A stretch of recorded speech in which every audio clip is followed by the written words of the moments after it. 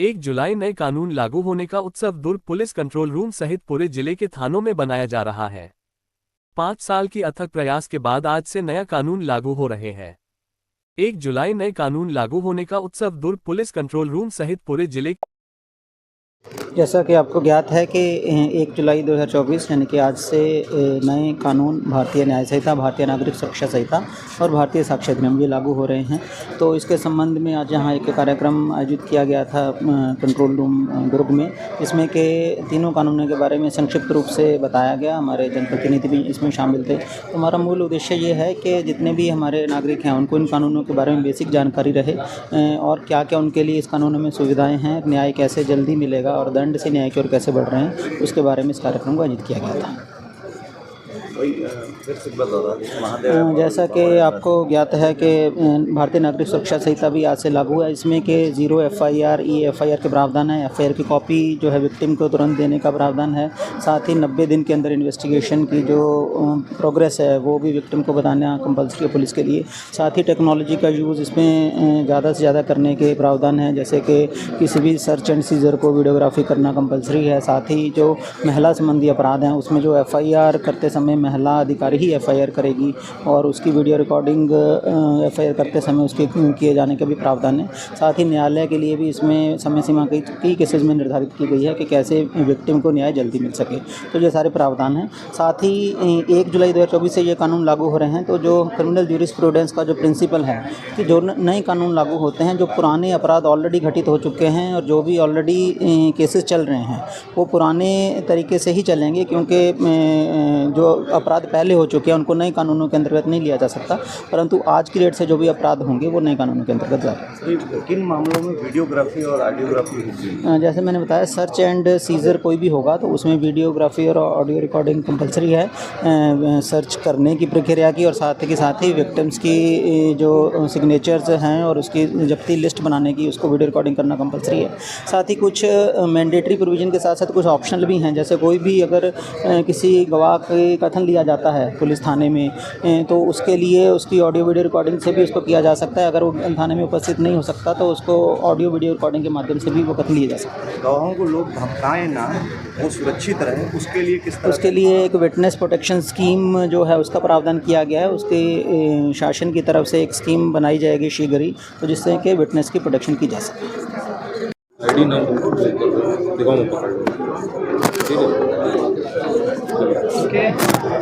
Sir, बताएंगे आज संशोधित कानून आज लागू किया, 3 नए कानून क्या सोचा? भारत सरकार द्वारा जो 5 साल के अथक प्रयास से नए आपराधिक कानून बनाए गए थे, उसके लिए 1 जुलाई 2024 का दिन निर्धारित किया गया था, जिस दिन से वो प्रवर्तन में लाइव होने थे।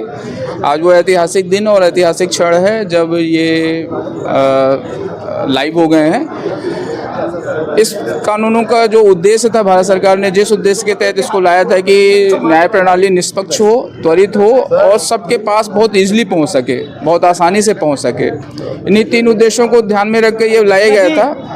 तो पूरे पुलिस प्रशासन का, दुर्ग पुलिस का ये प्रयास रहेगा कि सरकार ने जिस भावना के साथ इसको लाया है, जिस उद्देश्य के तहत इसको लाया है, उस उद्देश्य के तहत पुलिस का हर एक व्यक्ति, पुलिस अधीक्षक से लेकर नीचे कांस्टेबल रैंक तक, इसी भावना के साथ इसमें लगा रहे और सरकार के द्वारा लाए गए और परिवर्तित किए गए इन नवीन कानूनों को सफल करने में अपनी पूरी महती भूमिका निभाए और पब्लिक को जो इससे राहत मिलनी है, पब्लिक को जो इससे चेंज महसूस होना है, परिवर्तन महसूस होना है, उसको वो फील कराए, जिसकी पूरी जिम्मेदारी पुलिस डिपार्टमेंट के ऊपर है, क्योंकि इन कानूनों को लागू करने की जो पहली सीढ़ी है वो पुलिस के पास से शुरू होती है। तो मैं निश्चित तौर पे देश के लिए कि बहुत बड़ी बात है कि आज पुराने जो कानून थे अंग्रेज ज़माने के, उस कानून को जो उपयोगी में नहीं थे, जो बहुत पुराने हो चुके थे, जो वर्तमान समय के हिसाब से वो कानून की दृष्टि से ठीक नहीं था, उन कानून को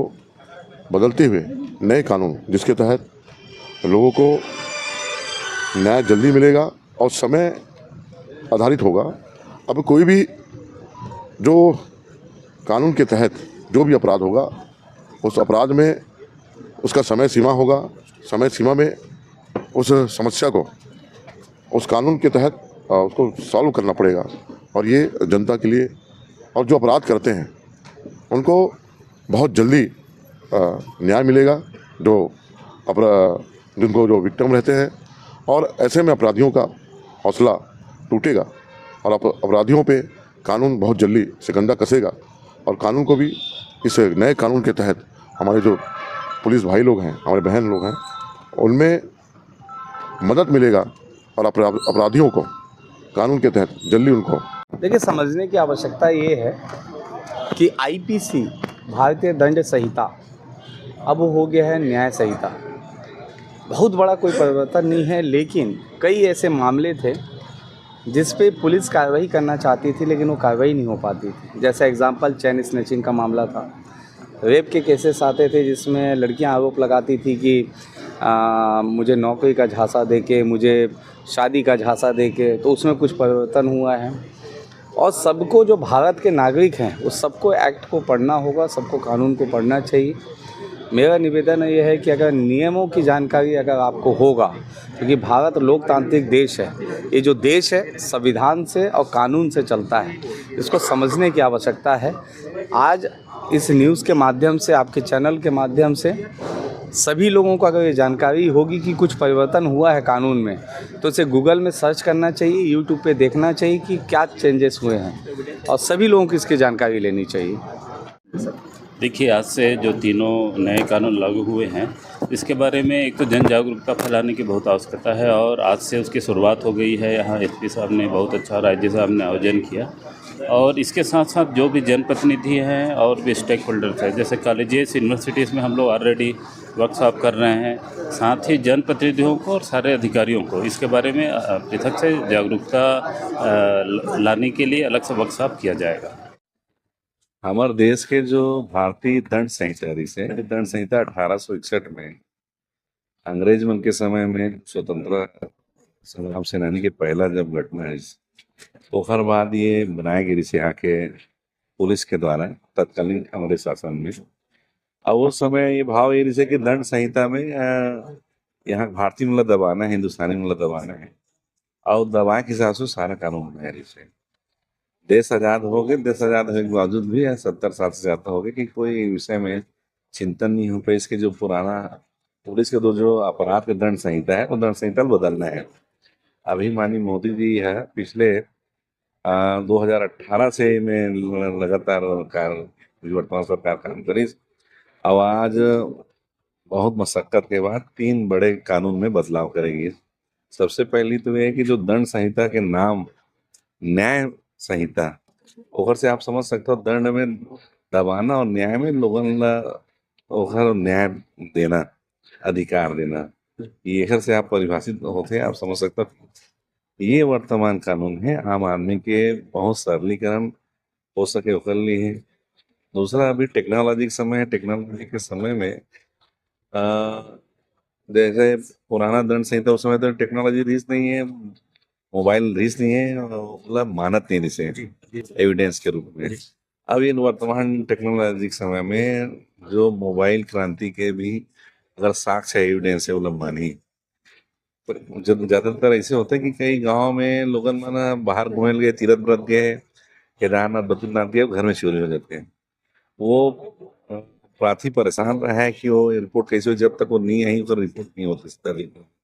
अब जो प्रार्थी जहाँ भी है वहाँ से वो ऑनलाइन वो आवेदन कर सकते हैं, तो बहुत सरल हो गया और बहुत सारा चीज़ चेंज हुए हो में। लगभग 511 जो धारा है, हमें 494 में